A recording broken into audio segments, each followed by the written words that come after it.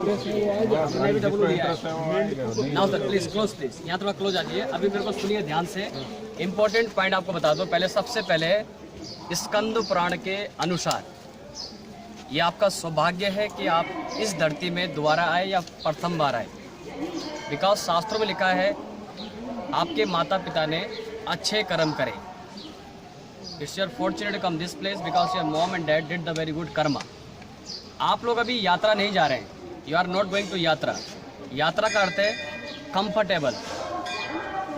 आप जितने भी लोग यहाँ खड़े हैं एक एक शब्द को सुनना। You all are going to right now, pure Hindi में कहते हैं हम लोग यात्रा। यात्रा का अर्थ है जर्नी। यात्रा means only you are going there but you have not confirm ticket coming back. आप जा रहे हैं, सिर्फ आने का टिकट आपके पास नहीं है। शास्त्रों के हिसाब से लिखा है इफ़ योर चिल्ड्रन कर्म इज़ वेरी गुड, अगर आपके बच्चों के कर्म बहुत अच्छे हैं और आपने अपने पूर्व जन्म और इस जन्म में कोई अच्छा कर्म करा है तो आप लोग जरूर वापस आएंगे। स्वर्ग एक ही व्यक्ति गया था, धर्मराज युधिष्ठिर, बट उसका भी एक अंगूठा गल गया था। समझ रहे आप लोग? यहाँ से लेके इस पूरे क्षेत्र को सबसे पहले हम लोग बोलते हैं Kedarkhand. Right now you are standing in last city of the North India. ये लास्ट सिटी उत्तरी भारत की, इस सिटी को बोला गया केदारखंड। संस्कृत की भाषा में कहा जाता है कलियुगे कली कली प्रथम चरणे जम्बू द्वीपे भरतवर्षे भरतखंडे आर्यवर्तम। जहाँ पर आप लोग खड़े हैं आर्यवर्ते हिम पृष्ठे केदारखंड क्षेत्रे all city be known as according to Skanda Purana Hrishikesh. क्या बोलते हैं? H. But when tourist come to this city, tourist एक बात बोलता है ऋषि ऋषि ऋषि। What the meaning of Harshi and क्या मीनिंग है ऋषि का, इसका अर्थ सुन लीजिए।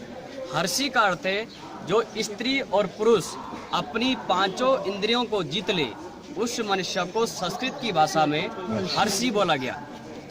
कहते हैं इसी जगह पे सप्त ऋषियों ने अपनी 5 इंद्रियां काम, क्रोध, लोभ, मोह, अहंकार को त्याग के ध्यान किया। जब ऋषि मुनि इस लोक में ध्यान कर रहे थे तो भगवान विष्णु का ब्रह्मांड मंडल पूरा गर्म हो गया। उन्होंने कहा इन तीनों लोकों में 5 इंद्रियों को जीतने वाला मेरे अलावा संसार में कोई पैदा नहीं हुआ। आज इस धरती में ऐसा कौन सा मनुष्य पैदा हुआ जिसने अपनी 5 इंद्रियां अपने कंट्रोल में कर ली हो। आँख खोल के देखे तो सप्त ऋषि, उनके साथ में सबसे बड़े ऋषि थे रव्या और उनकी पत्नी रामणी।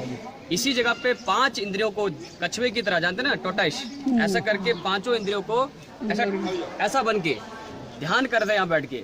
तो भगवान विष्णु ने उस मंडल से कहा था कलयुगे आरंभ वर्ते, जब कलयुग का आरंभ होगा और नर लोग, ये सभी हम लोग नर हैं, मेरे बैकुंठ को आएंगे तो हे ऋषि मुनियों तुम्हें मेरा कोटि कोटि प्रणाम।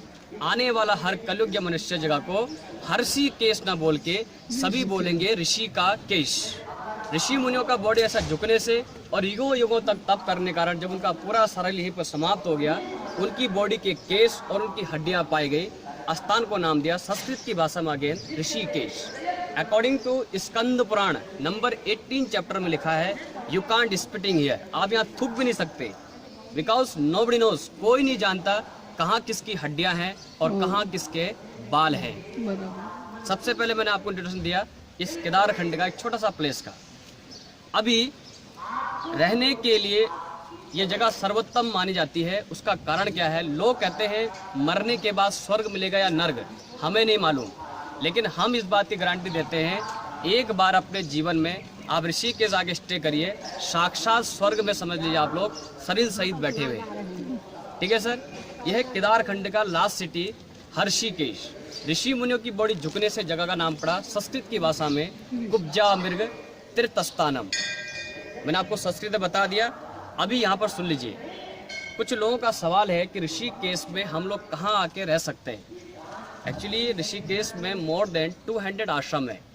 जैसे आप लोग गुजरात से बिलोंग करते हैं, आप लोगों के लिए आश्रम खुला है बैक साइड में स्वामी नारायण, जो लोग फॉलो करते हैं वो वहाँ चले जाते हैं। ये आश्रम है गीता प्रेस गोरखपुर। 1923 में हनुमंत प्रसाद गोदयाल पादे जी ने धर्म प्रचार के लिए विश्व के अंदर में इस स्थापना करी थी इस आश्रम की। आज से 100 साल पहले जब टूरिस्ट लोग यहाँ पर आते थे तो हरिद्वार तक आते थे कोयले की ट्रेन में, और वहाँ से यहाँ तक आने में 2 आना और 1 आना रिक्शा करते थे।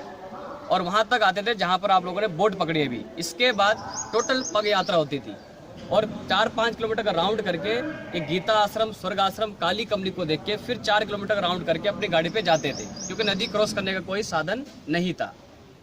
बहुत से लोग झूला पार करते समय गिर जाते थे और वहीं पर खत्म हो जाते थे। नागरमल, सूरजमल, झुंझुनवाला, कलकत्ता के मारवाड़ी सेठ 1927 जब पूरा भारत ब्रिटिश के अंडर में था, उस समय में अपने माता पिता को लगे, यहाँ के राजा थे वो भी कलकत्ता के मारवाड़ी सेठ।